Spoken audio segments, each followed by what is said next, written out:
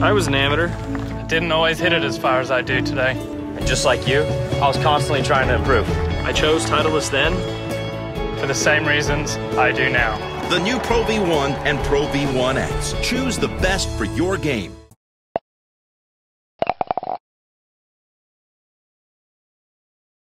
Well, Jason, thank you for coming in, but most importantly, thank you for coming back. Yeah. Each year we've been kind of teased to say he's coming, he's not, he's coming, he's not, and we understand, you know, family commitments this time of the year. Yes. You've just played the 18 holes.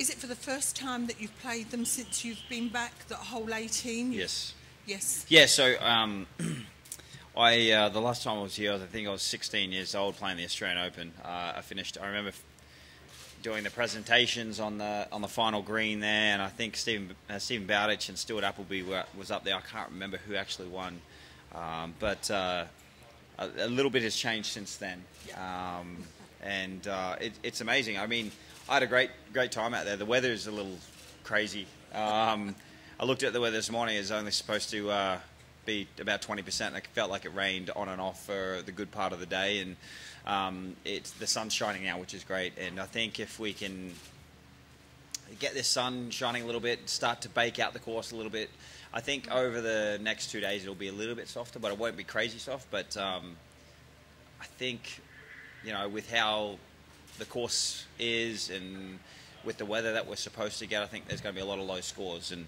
I'm actually looking forward to playing. It's been a while since I've been back in Oz, and I'm really looking forward to playing. They say that the course very much depends on the wind and the wind direction, yes, and of course the time that you play and the draw and everything, that has a lot to do with it. Yeah, so I played 9 holes Monday, and then I played 9 holes Tuesday. Monday had a northerly wind, and I think yesterday I had a southerly wind.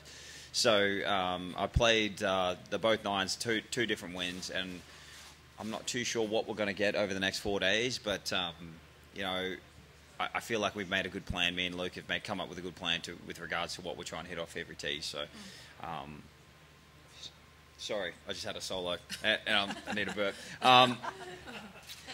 Yeah, I feel like there's a lot of drivers out here, and I think if I can drive it well, get myself in positions, you can take it very deep around here. And you know, Pam's, you know, shot a deep one in the final round, I think, you know, only a few years ago, whatever it was, and obviously Jordan has done an amazing job playing well here as well. So there's definitely a lot of birdies and you know, a lot of low scores to be had out here.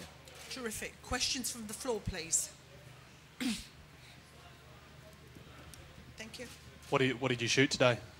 I shot 69. I had a couple bogeys and 5 birdies. I was a little quiet on the backside, but we ended up winning the Pro-Am. So Andy was tremendous to play with. He was hilarious. Eddie was great.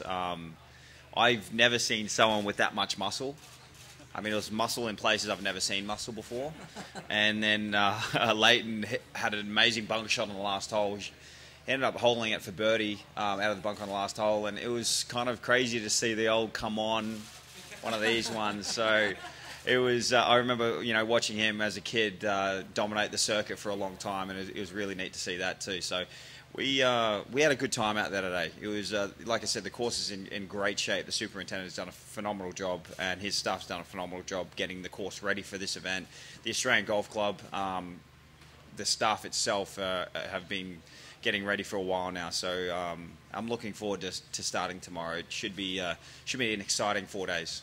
Just, you know, obviously Spieth is the main contender. Yes. Apart from yourself. You've had some good battles over the years, and be, you know, nice to see you both walking down. I would love to play with Spieth on Sunday in the last group. That would be the greatest thing, because, like I said, he's had some tremendous finishes here in the Australian Open. I think he's won it twice, and at the Australian Golf Club has kind of suited his eye. He hits it very straight, which is what you need around here, because when you hit driver around here, there are some kind of pinches off. There's some necks that you have to hit into, because there are some bunkers well placed.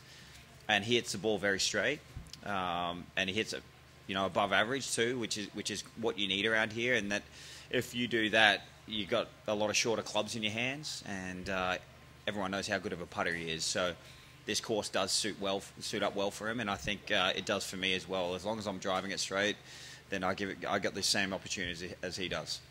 Ian? I was actually going to ask a very similar question, but 2015 PGA, you're one of the few players that sort of stared down Jordan on the back nine. What are your recollections of that day, and what makes him so difficult to beat in that situation? Yeah, so Jordan, that year he won the Masters, he won the US Open. Me and him finished tied fourth. We were actually talking about this last night at the cocktail party. Me and him finished fourth. We both had an opportunity to get in the playoff at the British Open at St Andrews. We fell short by one stroke, and then we were in the final group again Sunday at the PGA.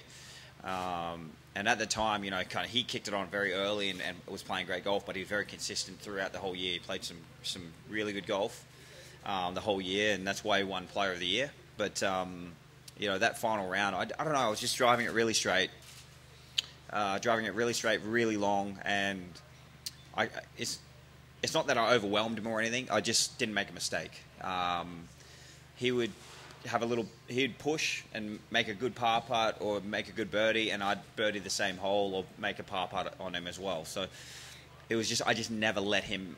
I knew that if I let the door open a little bit, he would close it pretty quick. And my lead would be down to pretty much nothing, and then it'd be a match play kind of format from there.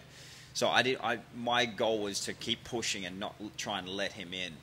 And the biggest thing with Jordan is that he's a competitor. I mean, everyone's probably noticed the way he talks out there with his caddy Mike.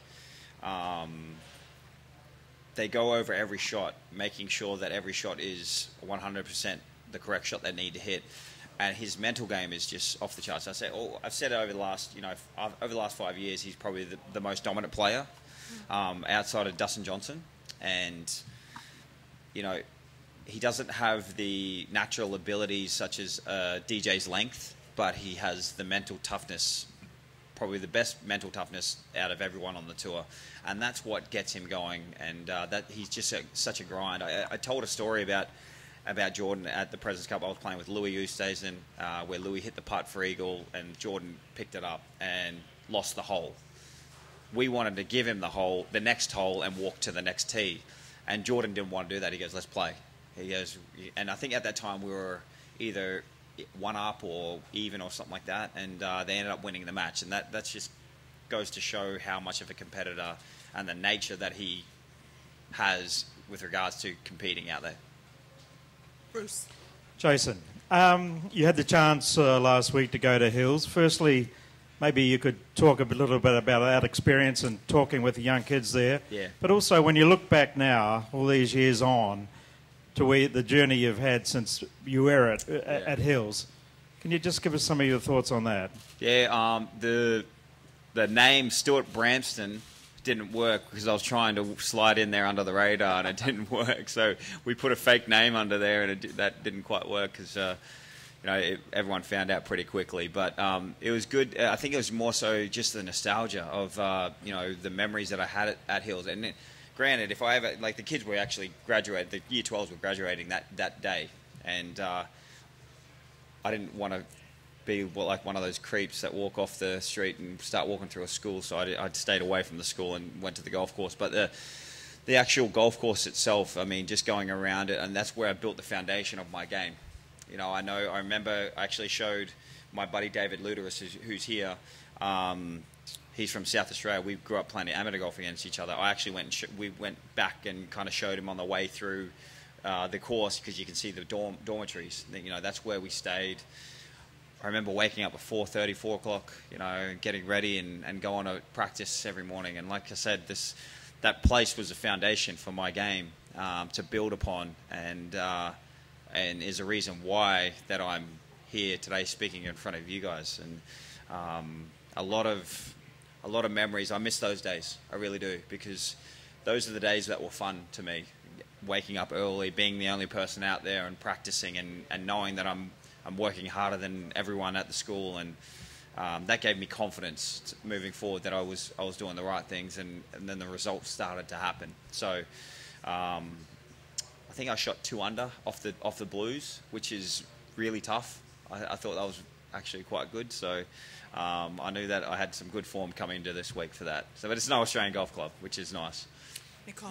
Jason, while we're reminiscing, you made your first splash at this tournament when you came in pre-tournament, I think, or during the tournament, and said that you wanted to be world number one as a kid. Yes. An hour or so ago, Minwoo Lee came in here and said to us that he thinks you're scared of him after the long driving competition. I am a little bit scared of Minwoo. He hits it too far. And so it's kind of nice to see the next generation. Yes. Do you find that good I mean, to see another generation coming through? My biggest thing is, like, if you have dreams and aspirations to do big things and do great things, like, and you want to voice them, then go ahead and voice them. You need to. For me personally, I've always been pretty honest with media and how I've been feeling, what I've wanted to achieve in my life, because to a certain degree, if I speak to you guys and say it, then, you know, it kind of puts me accountable. So I need to work harder to try and achieve those goals. And I'm happy for people to come out and aspire to be better. And if they want to be the best in the world, then that's great, because they're trying to better themselves and get to a position that they hopefully one day can be in the position that I'm in and be able to talk to you about this as well. So, but yes, Minwoo did beat me in a long drive. I was hitting it terrible that day, and I was in a bunch. I was in front of a bunch of the best amateurs in the US and around the world, and I was just hitting it everywhere. And then Minwoo came in, and it was the first swing of the day, because I said, "Oh, let's go have a long drive contest against 3 other juniors," and I think I lost against all of them, to be honest. So that was no good. So, but once again, that's seeing the young kids, and I noticed on the range after my practice round yesterday, there was a kid behind me. I didn't know his name, but he hit a drive, and I didn't know he was hitting drivers because he hit his first one. And I turned around and I looked up, and it was quite a big fella, but just the sound of the ball coming off, it's just like, when I was a kid, you'd never really hear that too often, and now you hear it. You go down the range and you just hear it, every kid pretty much, the sound of that. It sounds like it's going a very long way. When I hear that and look at that, I know that I've got to do a lot more to try and keep up or stay in front of them. So that gives me extra motivation seeing that as well. And we do have a lot of young, talented players here that just haven't blossomed yet. And I think once they do, we will have a good stable of players, not only on the PGA Tour, but in Europe and around the world as well. So I'm excited about that. Brent? Hey, Jason, I've got to ask you the Tiger Woods question. He's obviously coming back next week. I Yes. know you guys have been known to text each other. Have Yeah. you spoken to him, and what are your expectations for next week? I did talk to him, and he did say it's the best he's ever felt in 3 years. He doesn't wake up with pain anymore, which is great. You know, and I said to him, I said, look, I mean, it's great to be one of the best players ever to live. You know, but health is one thing that we all take for granted, and if you can't live a happy, healthy life, then that's difficult. I mean, I totally understand where he's coming from, because sometimes I wake up in the morning and it takes me 10 minutes to get out of bed. And for him to be in pain for 3 years is very frustrating. And to even just be able to walk around like a normal person, enjoy your kids, enjoy just normal life, that's one thing that you want to actually do, let alone go out and play competitive golf. I mean, he's done what he needs to do in golf, I think. And with regards to him playing this week, or next week, there's no pressure. I mean, it's I think 17 or 18 man field. There's no cut. He's playing at a tournament where last year I think he had the most birdies at. So he obviously likes and suits that. I mean, I talked to Leighton about it. He said Leighton Hewitt knows him well, and he ran into him there, and he said that, you know, he's been putting well, and he just, you know, obviously the swing is up in the air depending on how he's going to play because of his back. But from what I see on Instagram and what he's been telling me, he says he's ready, and I'm hoping that he is, because from what I hear, he's hitting it very long, and if he's hitting it long and straight, then that's going to be tough for us, because, I mean, it is Tiger Woods. He's always been a very clutch putter, and you know, in amongst the best, and it'd be interesting to see. Jason, slightly left field. Last year you were one of a bunch of guys who withdrew from Olympic selection. Have you put some thought into maybe the next one? Would you like to represent Australia at the Olympics in the next one? No, I definitely want to. And the biggest thing, it's really unfortunate because I didn't want it to come off the way it did. I mean, it was just difficult because I know that if you're in a certain sport, sometimes you only get these opportunities once. And I'm in a sport where I can stick around for a very long time, and if I'm good enough, I can be in, multiple Olympic teams. But unfortunately, I just didn't want to. I didn't want to have the chance of, maybe bringing back a Zika virus or something like that, and that's the main reason why I did. But I want to represent Australia very much so. Me and Scotty represented Australia in the World Cup here and at Royal Melbourne, down in Melbourne, and I had a blast representing Australia against all the countries. It's going to be in Tokyo, I think, in 2020, and Japan's one of my favourite countries to ever visit. So if I have the opportunity to get on the team, I'm getting my plane ticket straight away. I'm looking forward to playing. Next question. Who's got the microphone? I'll just go because I've got the mic. You spoke about the ambition earlier in the week about getting back to world number one and staying there. What do you need to do differently, and what did you recognise last time to, stay up there? Well, the biggest thing for me, why I struggled, I didn't struggle to stay there. I was there for 51 weeks. I mean, that was pretty. It's in the long run, it's not crazy long, but it's nearly a year. It's just shy of 1 week of a year. So. I got burnt out, severely burnt out. I think I kind of exhausted myself to everyone, and to the point where I just never could kind of do what I needed to do to mentally and physically prepare for a tournament. And I explained the analogy of, I'm standing in the middle and I've got, people pulling me in each different direction. I got the media, I got the fans, got my family, got my agent, got my coach. I've got a bunch of people trying to give them time, and one person pulls me this way, and I give them more time, but then someone over here sacrifices, and so there's a big balancing act that you have to do to not only try and stay balanced within yourself so you can play and compete, but also balance yourself as a person and make sure that you have enough time for yourself, where you can decompress and relax and stay energized to keep pushing forward and keep playing and trying to win.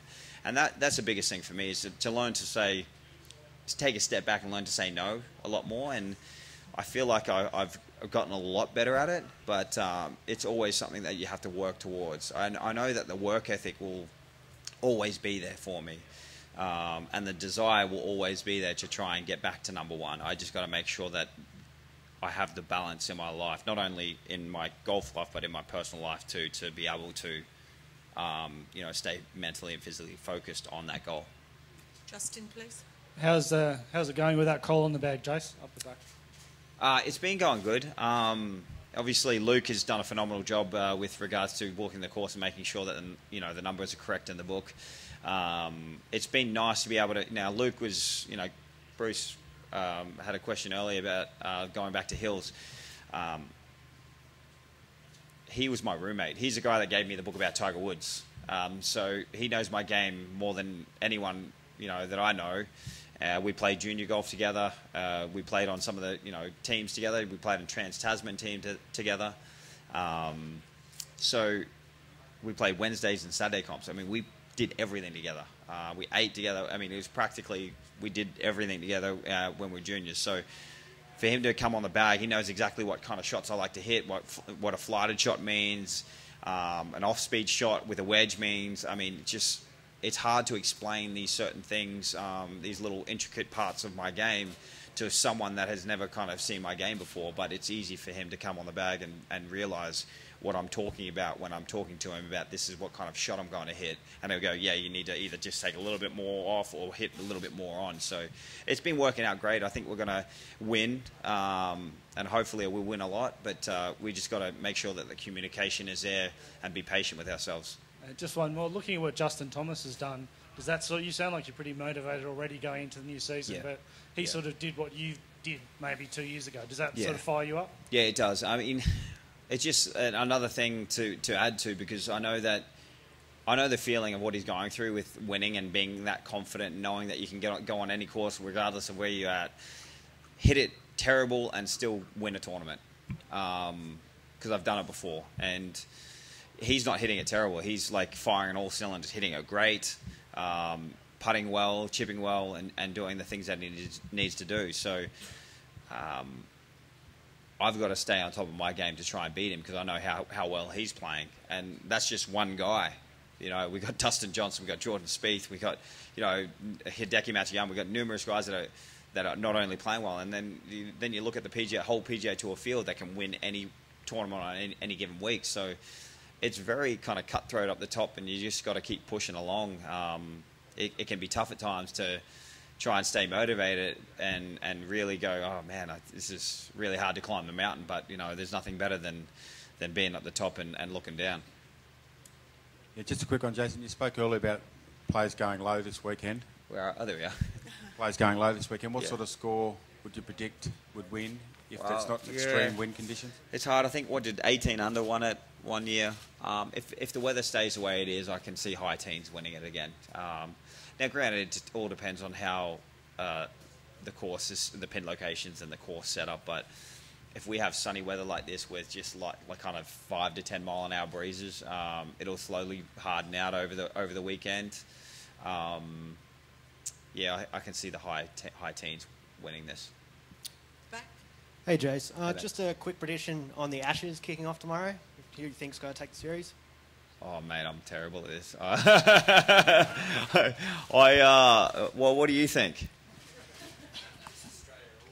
Yeah, well, I haven't watched an Ashes since I was 15. So yeah, I mean, you got to go Australia all day. But like, I mean, it's at the Gabba, so I'm predicting something huge. My buddy's going to go down there and watch it. So fingers crossed we get it done. That'd be nice. Sorry about that. I'm terrible. You can practically call me American now. Liv? Jason, yesterday you hosted a My Golf clinic. Yes. Can you talk to us about that experience and also Yes. what it means to you to be the ambassador of the program? Yeah, so funny about that, I was talking to Leighton Hewitt about how the junior tennis is over here, and he wasn't concerned. He'd like to change a few things in club tennis that would obviously help junior tennis over here, and then I was talking to him about the My Golf stuff, and I think Golf Australia's done a fantastic job with trying to build it again, because obviously when I was growing up, I remember going to different clubs and there was a bunch of junior players that were playing, and I'm not too sure how it is here now. If the juniors at every club, there's a good amount of them, but I think video games and staying indoors has hurt all sports across the board, not only here in Australia but also in the States and around the world. But no, programs like My Golf has definitely helped trying to bring new kids that probably never had even thought about playing golf to start even just to pick up a golf club and see how it goes. And doing the clinic yesterday was great. They were asking all sorts of questions. One kid asked me if my ball ever landed in duck poo, and I said yes, most likely. Yeah, so it's just great to see the kids so enthusiastic about being out there on the golf course and being outside and playing, because we need a lot of junior golfers. We need that next generation, way before me, but we need it after us as well, and going on from there. So hats off to Golf Australia and what they're doing to try and kick-start junior golf in Australia again. Okay, Nicole. Oh, sorry, I beg your pardon. No? Justin, you had a couple of really solid weeks in Asia. You must feel like your game is close. What specific part of it is going to trigger you into the form that you want to find? My driving. Yeah, my driving is it's like this year. And it was only solely because of my putting was off. So usually I have I gain a lot of confidence from my putting. And it's a double-edged sword, because when I'm not putting that great, then you lose a little bit of confidence and, you know, the ability to hold putts, or when you're out of position, getting up and down. So I didn't putt that great this year. Put a lot of pressure on my driving to hit the fairways, and once again, I was probably thinking about it the whole wrong way. Instead of just like letting things happen, I kind of tensed up over the ball a little bit and kind of got to go going both ways. But since kind of President's Cup, you know, the Asian trip that I had over in Korea and China, I've been driving the ball a lot better. That's, you know, kind of taken a little bit of pressure off pretty much every part of my game, and I'm able to give myself a lot more opportunities out there. So, you know, fingers crossed I can keep driving the ball better this week and try and get myself into contention. Nicole, last questions, please. Jason, you talked a little bit earlier about life balance.